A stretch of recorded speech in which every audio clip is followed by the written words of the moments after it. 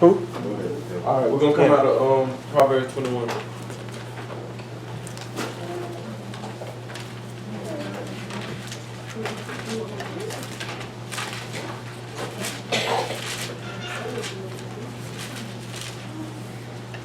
Proverbs 21, and we are going to jump down to verse 20.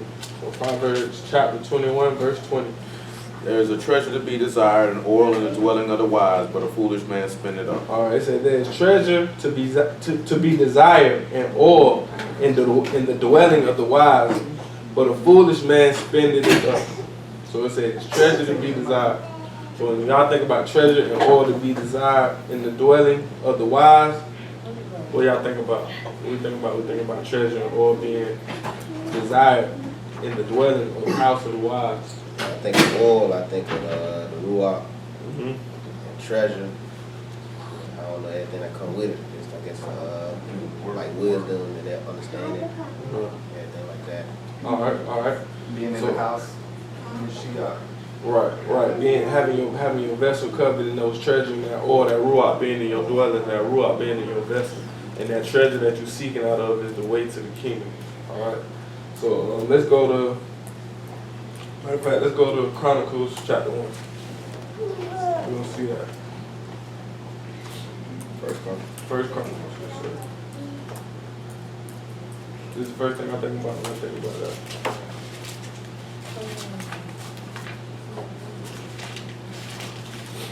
No, Second Chronicles chapter 1, sorry. Second Chronicles chapter 1.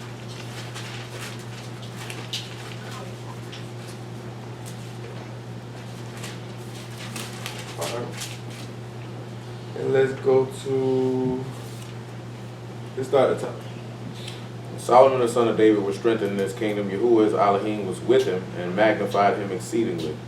And Solomon spake unto all Yasharal, to the captains of thousands and of hundreds, and to judges, and to every governor in all Yasharal, the chief of the fathers. So Solomon and all the congregation with him went to the high place that was at Gibeon, for there was the tabernacle of the congregation of Elohim, which Moses the servant of Yahuwah had made in the wilderness. For the ark of Elohim had David brought up from Kiriath Jearim to the place which David had prepared for it, for he had pitched a tent for it at Jerusalem.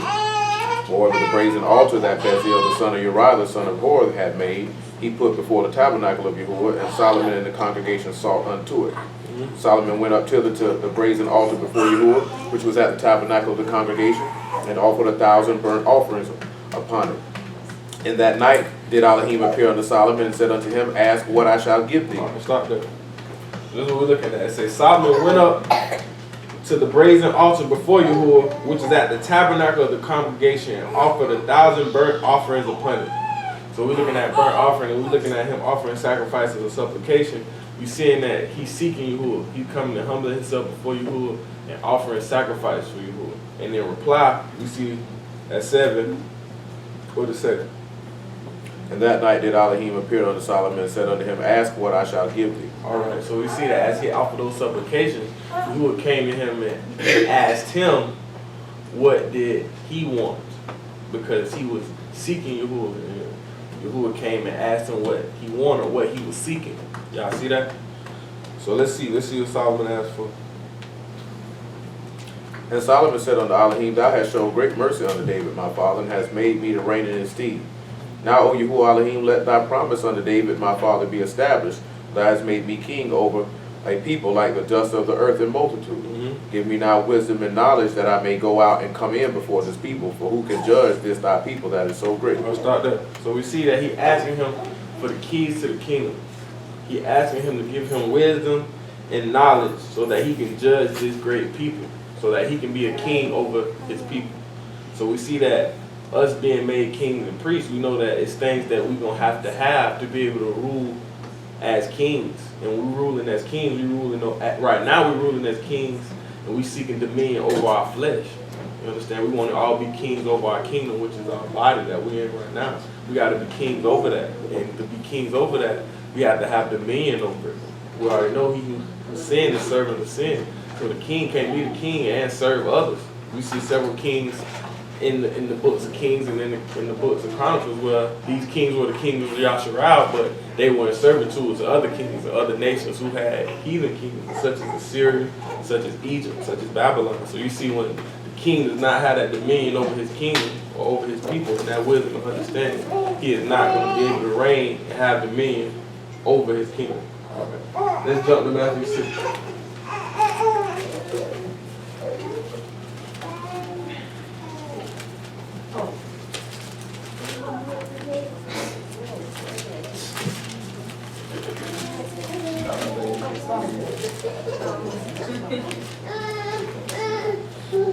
Alright, so we see Solomon go, he presented sacrifice, he presented supplication. Yahuwah came back and asked him, what did he want? And he asked for wisdom and understanding of that he can reign and reign efficiently over the kingdom as the king. Alright, so we're at verse 33 of Matthew chapter 6.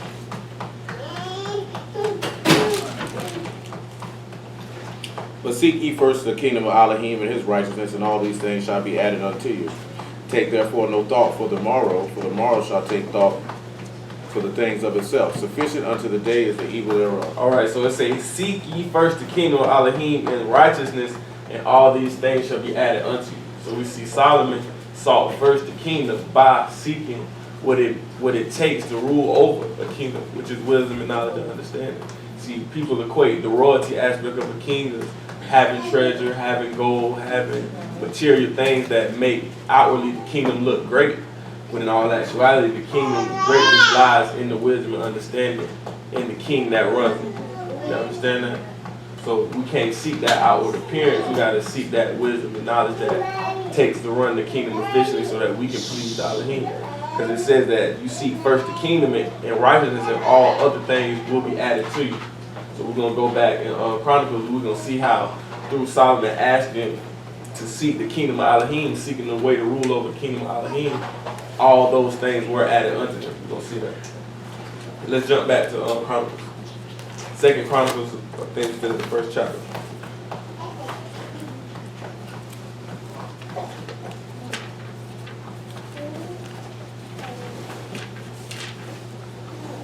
All right, we have verse 11. Elohim said to Solomon, because this was in thy heart, and thou asked not for riches, wealth, or honor, nor the life of thy enemies, neither yet hast thou asked long life, but hast asked wisdom and knowledge for thyself, that thou may judge my people, whom I made thee king. Wisdom and knowledge is granted unto thee. And I will give thee riches and wealth and honor, such as none of the kings have had that have been before thee, neither shall there be any after thee have the like. See that? So now we see through him committing, giving supplication to Elohim and seeking wisdom and understanding to rule the kingdom, seeking first the kingdom, we see that all other things were added to him, unlike to no other king. All right, so let's show how the treasures that he really was seeking, because the point that we were looking at was, we were looking at Proverbs 21, and it was telling us that it is much treasure and oil desired in the dwelling of the wise. So we know that Solomon was the wise king, which is why he sought first the kingdom by asking for wisdom and understanding, knowing that from that he would be able to gain all the other stuff that comes with that. So let's go to Proverbs chapter 2. We're going to see that. We said we understand that oil is that ruach. We got to look at what the treasure is. All right. So we got Proverbs chapter 2, and then let's start at the top. Proverbs chapter 2. My son, if thou wilt receive my words and hide my commandments with thee, so that thou incline thy ear unto wisdom and apply thy heart to understanding.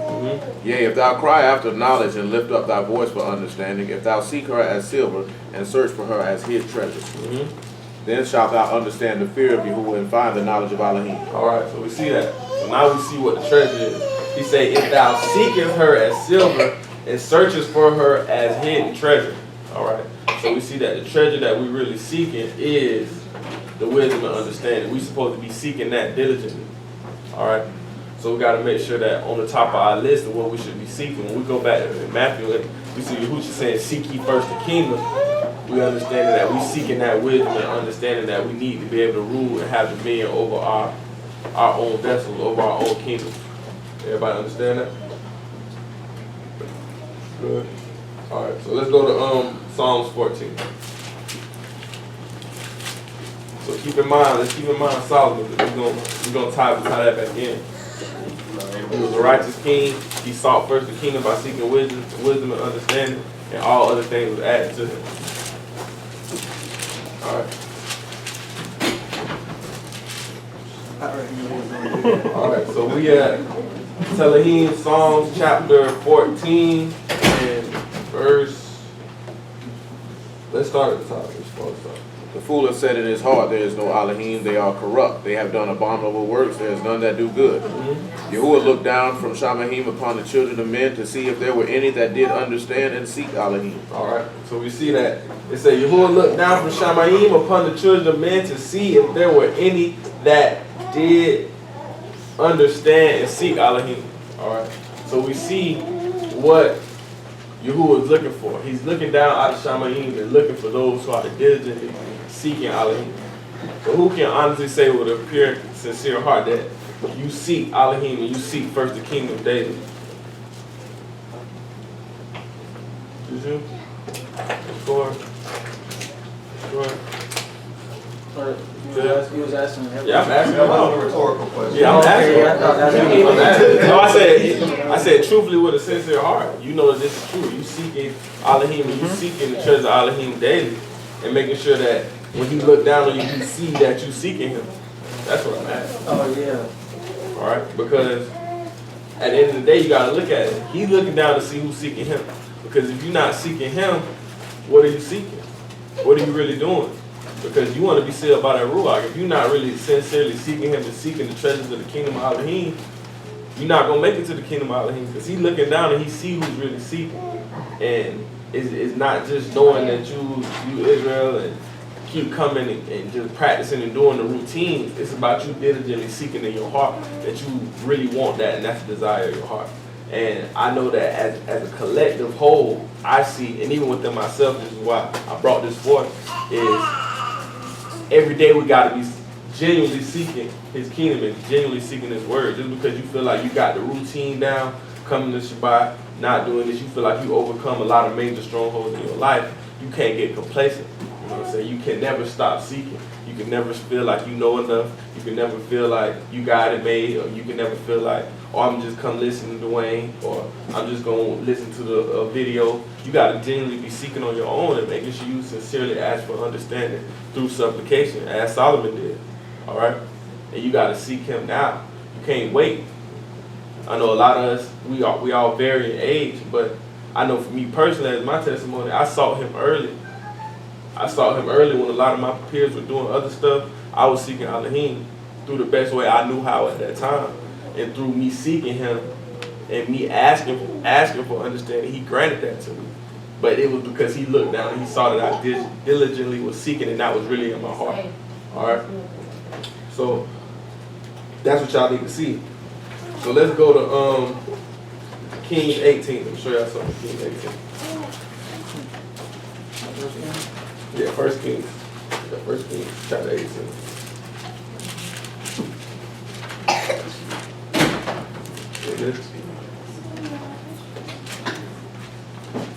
First Kings 18. Alright. Let me show you something. How many of y'all know about Obadiah? I ain't talking about the prophet. Any of y'all know about Obadiah? Obadiah the book, that's the only Obadiah y'all know?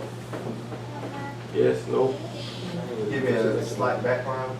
Slight background. We're gonna read it. We're gonna talk about Obadiah real quick. Let's read 18 for the top to get a little background on what we had. We're talking about Elijah, Eliyahu. We had Kings 18.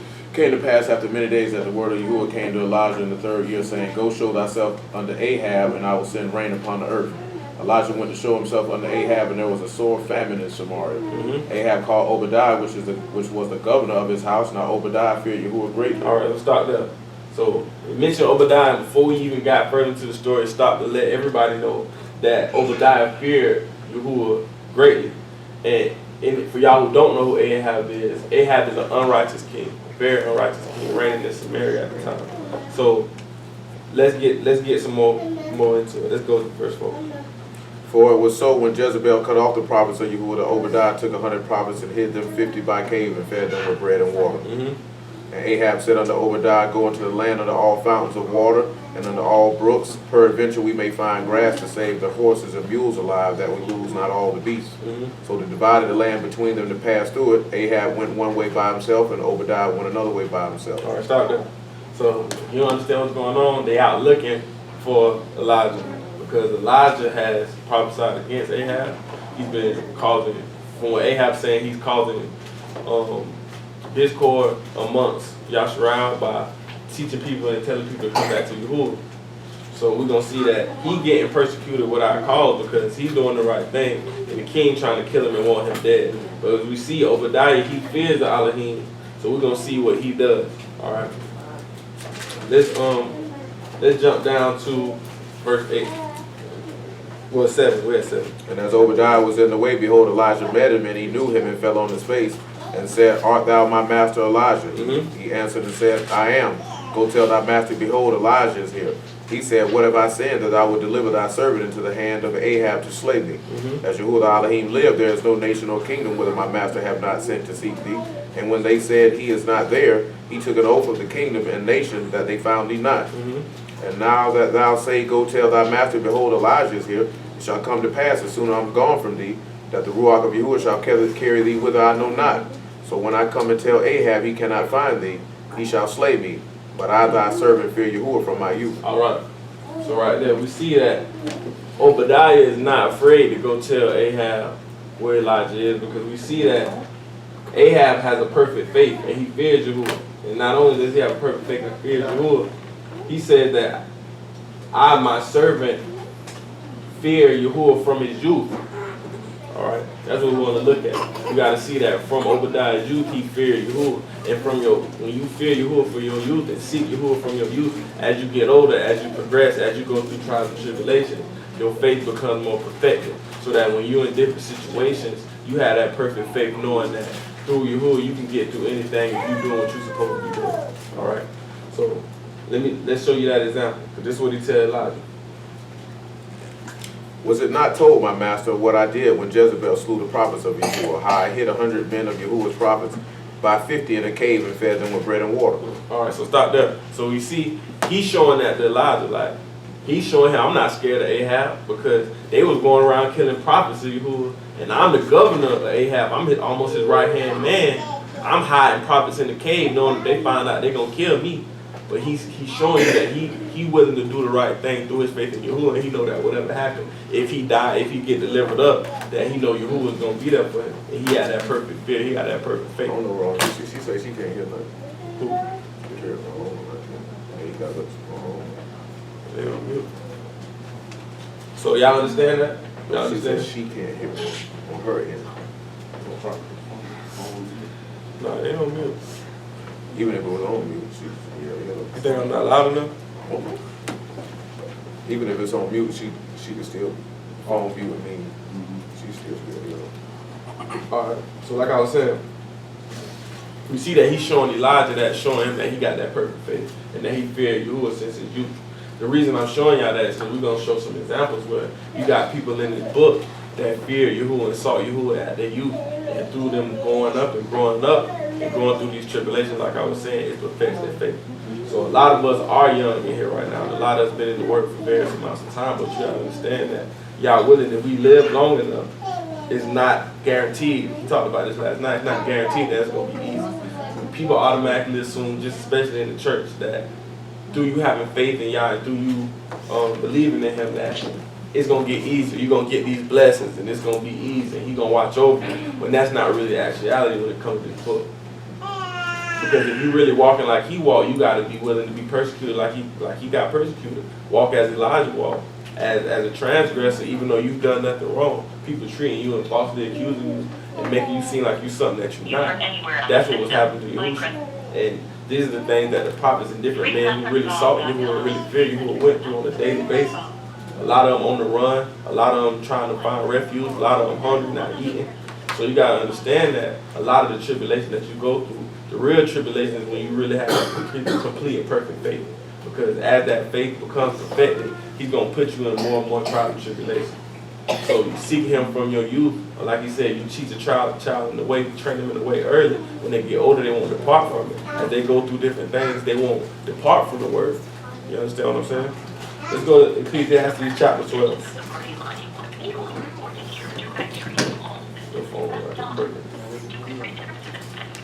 We got Ecclesiastes chapter 12. Sound like you got to rest.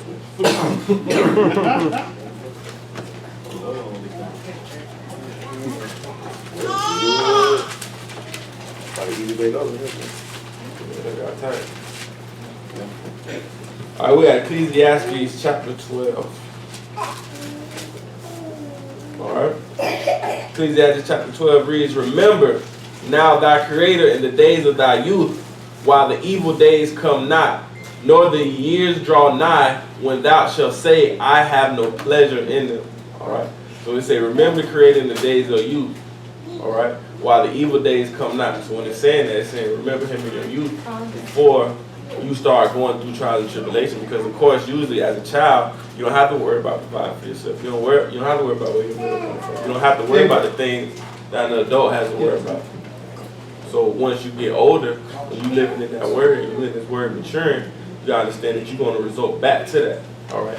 And not everyone results back to that, because we're going to see examples where the same person that came and asked and seek wisdom, knowledge, and understanding is going to be the same person that come back and stop seeking. The same person that come back and not seeking with a whole heart and actually forsakes the way. And we don't want to be numbered or be a part of one of those people. Because it's only going to be a few that find salvation. It's only going to be a few that really have their heart purged enough that where they able to make the kingdom and allow them to be saved. All right.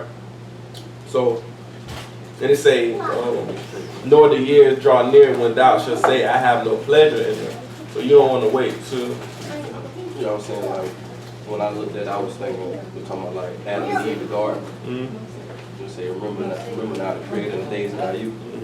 Before the days of evil. Right. Because that's a good example, because Eve really was remembering Yahuwah and remembering her Creator when she was tempted, she might not have made that same decision. You understand? So we gotta understand us remembering him from our youth.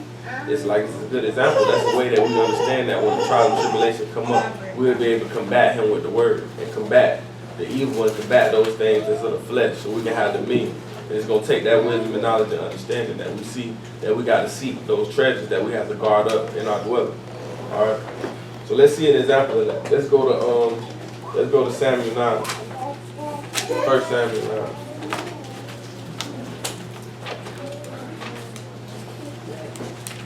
Samuel 9.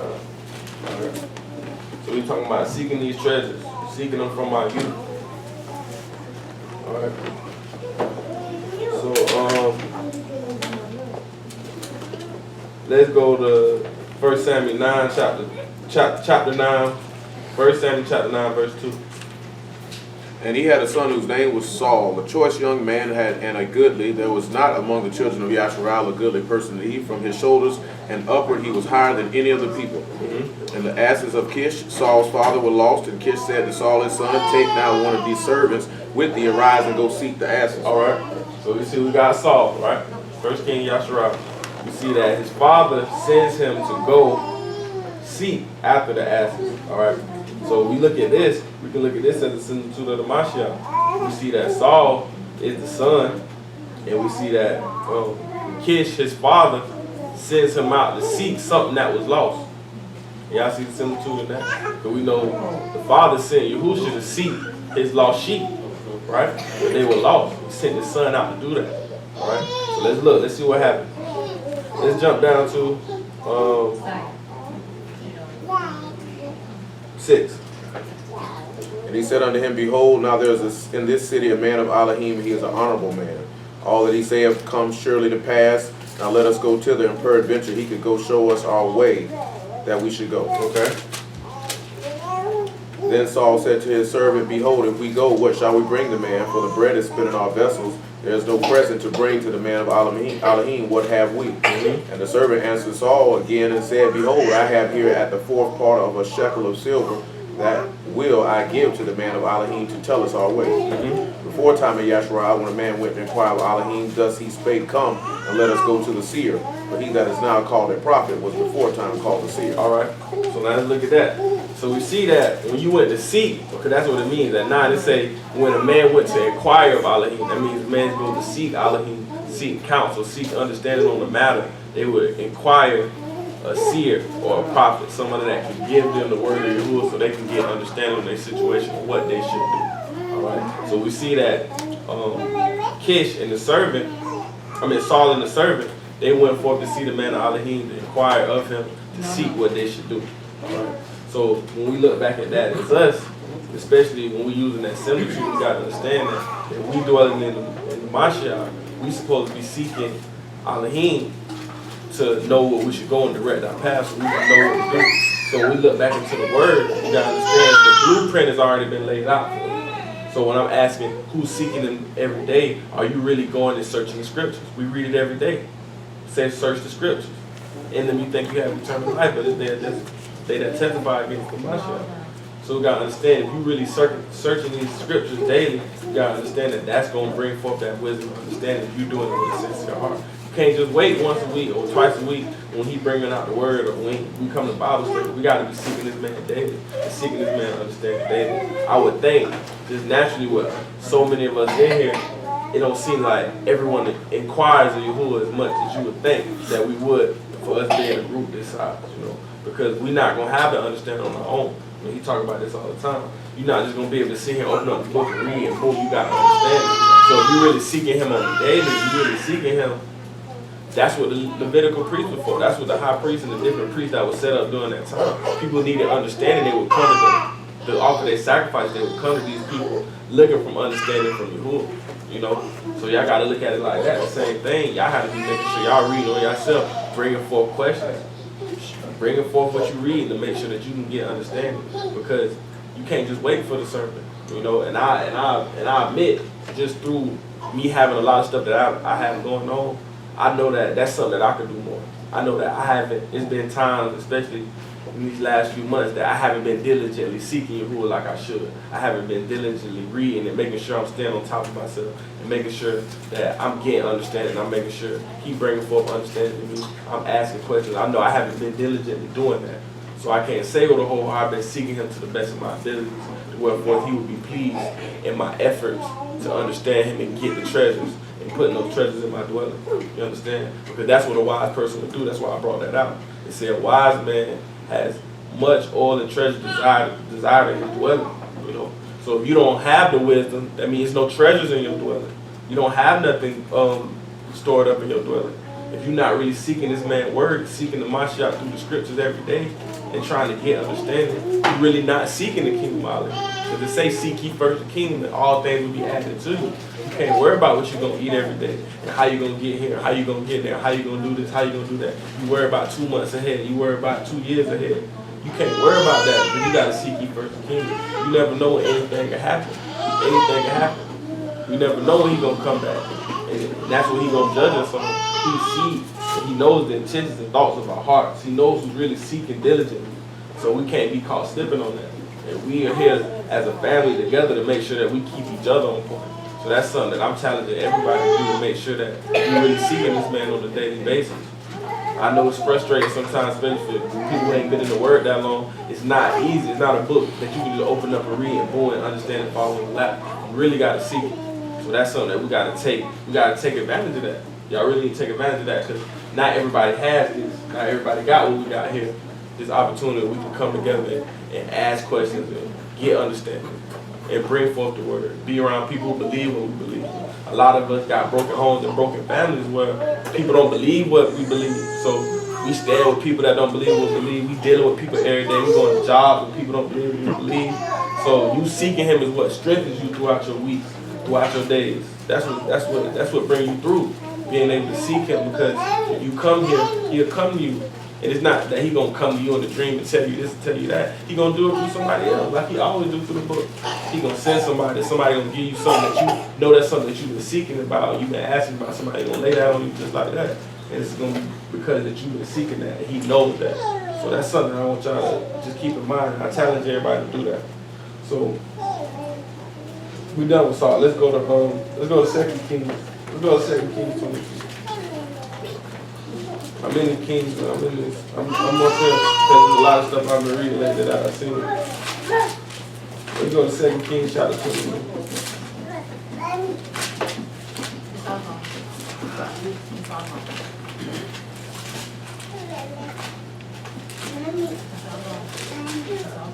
All right. So let's read about Josiah. We're at the top of 22. Josiah was 8 years old when he began to reign. He reigned 31 years in Jerusalem, and his mother's name was Jedediah, the daughter of Adiah of Boschkath. He did that which was right in the sight of Yahuwah, and walked in all the ways of David his father, and turned not aside to the right hand or to the left. All right, so we see, first verse, we see Josiah is 8, he reigned, and he did that which was right in the sight of Yahuwah. So we see point blank here, Josiah sought him while he was young. He sought him as a youth. And we're going to see that through him seeking Yahuwah from his youth, we're going to see how that benefited the kingdom as a whole. All right, let's jump down to verse 5. And let them deliver it into the hands of the doers of the work. No, I'm sorry, go to 4. I want you to read that. Go up to Hilkiah the high priest, that he may sum the silver which is brought into the house of Yahuwah, which the keepers of the door have gathered of the people. All right, say sum up or add up the silver, count up the money that's in the house of Yahuwah, and the keepers of the door gather the people. All right. Let them deliver it unto the hand of the doers of the work that have oversight of the house of Yahuwah. All right, so start there. They say, and count up the money and deliver it to the doers of the work. So he's saying, sum up this treasure, gather together this silver and this gold, this silver, sum it up and give it to the doers of the work, that they may have oversight over the house of Yahuwah. See that? So we gotta see that. So we summing up the treasure. We know the treasure is the wisdom and understanding. He says, sum up this treasure and give it to the people who do the work, that they might have oversight, that they might have supervision or dominion over the house of Yahuwah. All right. So which the keepers of the door have gathered, the doers of the work, to repair the breaches of the house. All right. So we see that he gave them the money. He gathered up the money to give it to the doers of the work, so that they can have insight over the kingdom of Elohim, or the house of Elohim, to repair the breaches of the house. All right. So when y'all hear that, what y'all think about? What y'all think about? When y'all hear that, you say, count up the treasure. You're looking at that as wisdom. Count up the wisdom, gather together the wisdom, and deliver it to the doers of the work, that they may have oversight over the house of Yahuwah. That's the house government. I said that they have that have. I said they already got it. You said? I said that they have that have. They already have it. Who? They said oversight. They already got oversight. That's the apostles. It said, let them deliver it to the hands of the doers of the work that have the oversight, right? They deliver them the money. They have oversight, but they're delivering them the money so that they can repair the breaches of the house. I'm looking at it in the sense of, if we are the people that have oversight to the house of Yahuwah, and we're looking at our vessels, we have to have oversight over our vessels. But to be able to have oversight over your vessels, you have to have the treasure or the wisdom to go into your vessels. Because why are they giving the overseers of the house the wisdom or the treasure? In order to repair the In order to repair the breaches of your house. What's the breaches of your house? The sin that got you damaged, that got you torn. The stuff in your life that you done did that got you hurt. The stuff that you know you weren't supposed to be doing and you did it anyway. The stuff that you continue to do and only hurt your temple and only destroy your house. You gotta get that wisdom. You gotta get that treasure to come back and store your house so you can have what you need to repair. You can't repair it without the knowledge. You ain't gonna call anybody over there to repair your house. They don't got the knowledge and understanding of what they're doing or how to do it. All right? Okay. So you gotta be seeking that. If you're not seeking him every day, how you gotta understand and repair the things that got you broken, repair the things that got your mind bent. You know what I'm saying? You gotta seek that. You know. So we all got oversight over our kingdom, over our temple, over our kingdom. That's what we're talking about. Solomon asked for oversight over the kingdom of Yasharal, over all the people. We got to look at that as our body. We the people. We the kings. All us kings in here. We got to have dominion over our temple, over our body. And we got to repair them breaches so that we made whole. He's not coming for a half and broken people. You got to be complete. If we wanted the body with the Mashiach, he died so we can be complete. So we can be renewed and reformed. We hit that water, we came back. We washed all that away. So if this stuff that still got you broken, this stuff still got you incomplete, how you gonna be ready when he come back? It's still breaches in your house. It's still ways the adversary can come in and sneak in and feed you a lie, and feed you temptation. You take it. You know, you gotta repair them breaches in the house. So can't nothing get in. You gotta keep it tight. We already know that. We talk about this. All right. So let's go. No, I want to keep going. Keep going. We at verse 6. Say the carpenters, the builders, the masons, to buy timber, to hew stone, to repair the house. Howbeit there was no reckoning made with them of the money that was delivered into their hand, because they dealt faithfully. Hilkiah the high priest and Shaphan the scribe, I found the book of the Torah in the house of Yahuwah, and Hilkiah gave the book to Shaphan, and he read it. All right, so boom, we see that through Josiah. He said, hey, I need to clean the temple up, get all the money together, get the people who got oversight, come in here, fix it up, clean it up, tighten up the temple. Because the king before was not righteous as Josiah was. So he trying to make sure the people tight. So we go back and we see that what Hilkiah the high priest said to Shaphan the scribe. Hilkiah the high priest found the book of the law. He found the Torah in there. They were seeking. They was getting the temple right. They was seeking. They was preparing. They trying to get it right. So when you seeking, you find. That's what he say, ask and it'll be given. As Matthew 7, he say, ask and you should be given. Seeking you should find. Knocking it should be open. So through them seeking and them having a righteous king, he led them to seek first the kingdom. By what? Trying to get the temple clean, get their house clean. In lieu of that, they found the book of the law. You understand? That's what we search and say search scripture. You got to search this book. The book is what's going to bring the people back. Let's see what happened once they found the book. We're at now. Shaphan the scribe came to the king and brought the king word again and said, thy servants have gathered the money that was found in the house and delivered it into the hand of them that do the work, that have the oversight of the house of Yahuwah. Shaphan the scribe showed the king, saying, Hilkiah the priest have delivered me a book. And Shaphan read it before the king. It came to pass when the king heard the words of the book of the Torah that he rent his clothes.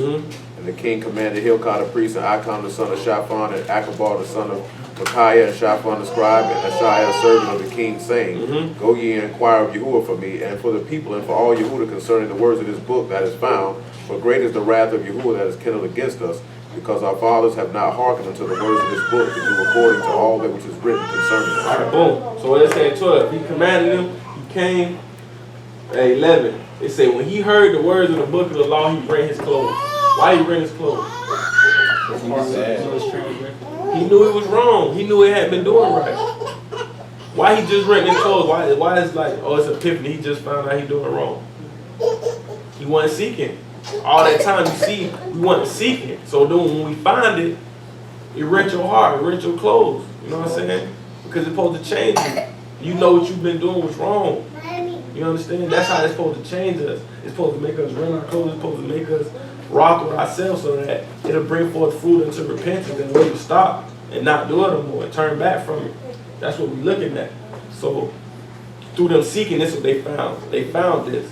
And then what they wouldn't do at 13, he said, Go ye inquire of Yahuwah for me. He telling it to the high priest. But the people and all of Yahudah concerning the words of this book that is found, for great is the wrath of Yahuwah that is kindled against us, because our fathers have not hearkened to the words of this book to do according to what is written concerning us. All right? So we see that. It's the same thing. He see that through time we transgress. You understand? Josiah is young. You understand? Josiah is young, seeking Yahuwah, trying to do the right thing, not only for himself, but for the people. You understand? And a lot of us that are young, especially with kids, you gotta understand how much you repairing the breaches of your house is gonna affect your seed. You understand? You get your life right now, you don't know how that's gonna affect your kids. You have to give your kids an upbringing that you wouldn't have been able to give them if your house wasn't in the house. If you ain't had a perfect faith. You were able to give them something that our parents weren't able to offer us because they was living in wickedness. They weren't really seeking. So now that you seeking it, now that you have this understanding, this wisdom, you're able to impart that on your seed so that you can cover up what our parents have done to us by feeding us garbage they've been feeding us. That's not the truth. Now that we come back to the light of that, we supposed to be spreading that same love. We supposed to be spreading that same wisdom, that same knowledge, that same understanding. All right. So let's go to Matthew 13. We're still on these trends. All right. Okay.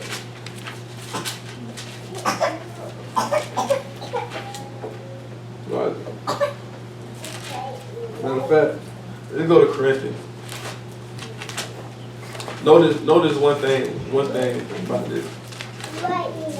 What we looking for is not never right in front of us. It's not never just something that you're just gonna stumble upon. You gotta seek it. You know what I'm saying? And the reoccurring thing that we see, we got people seeking it. They looking for it, they inquiring because it's hidden. It's not something that's just gonna boom up and happen. Because if that was the case, everybody had this understanding. Everybody had treasures built up. Everybody can be able to impart this knowledge. But we see that it's not like that. It's not like that because it's hidden. We have 1 Corinthians chapter 2.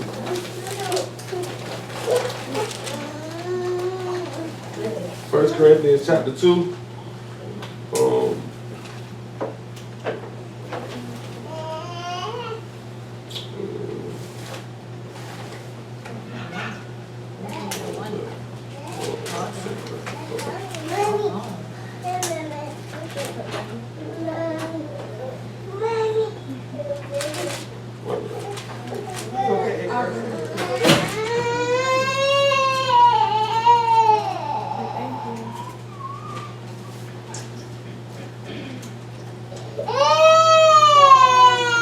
We had 2, my bad. We had 1 Corinthians chapter 2. Let's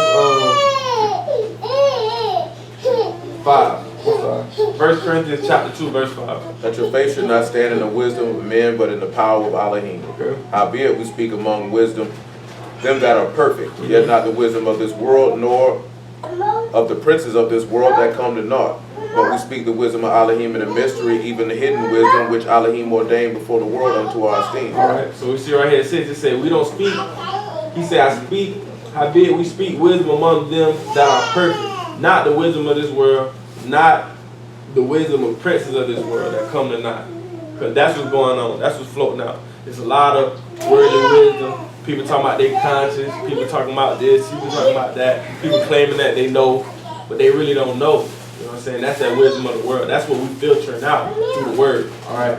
So it said 7, it said we speak the wisdom of Elohim in the mystery, even the hidden wisdom which Elohim ordained before the world unto our esteem. That's what we seeking out.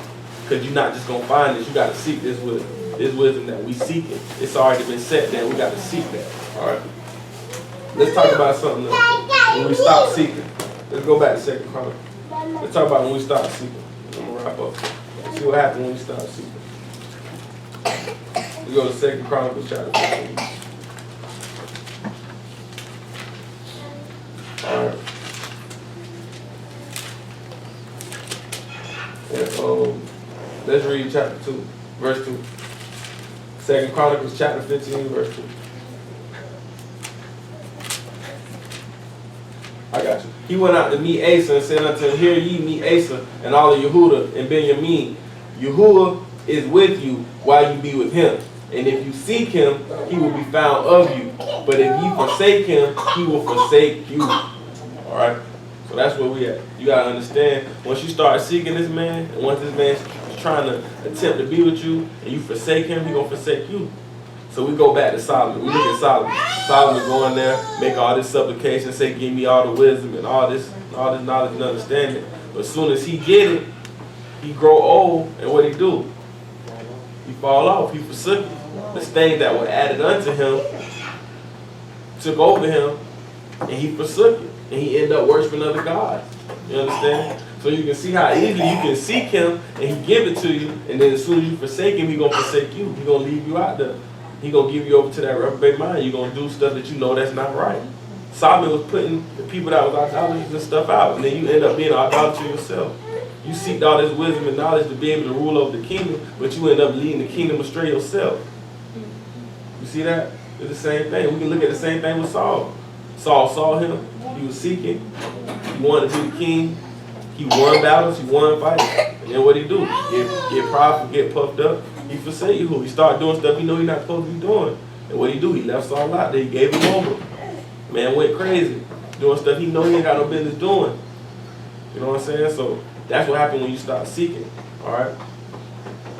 Alright, this is the last thing. Let's go to matter of fact, let's go to Matthew 5, and then we're gonna go to yeah, this is going to Matthew 5. Yeah, I'll do that. Go to Matthew 5. Matthew 7, then we'll go to Matthew 5. I got you. So All right, let's go to Matthew 7. Matthew chapter 7, verse 13. Enter ye in at the straight gate, for wide is the gate and broad is the way that lead to destruction, and many there be which go in thereat. Because straight is the gate, and narrow is the way which lead unto life, and few there be that find it. All right, this is what we just talked about. If you really find that way, you know what I'm saying? A lot of people get caught up, because we already know this whole, it's different camps, it's different groups, it's different people that saying they got the word. They saying you supposed to do this, they saying you supposed to do that. It's many ways that you can get led astray, because the way is broad that leads to destruction. It's many ways and many paths you can go down that you claim that you're seeking, but if you're not doing it with a perfect heart, you can end up going down any of these paths that don't lead unto righteousness. Because the way is broad, it's set up like that to weed out those who really sincerely seeking. All right, and then you got the way that's tight, and that's the way that you gotta to really diligently seek to find. And it say right here, it's few that find that way, and that's the way of life, the way of perfection. All right, let's go to Matthew 5:40 and we'll wrap it up. Be ye therefore perfect, even as your Father which is in Shamahim is perfect. Praise God. Hit that silver button.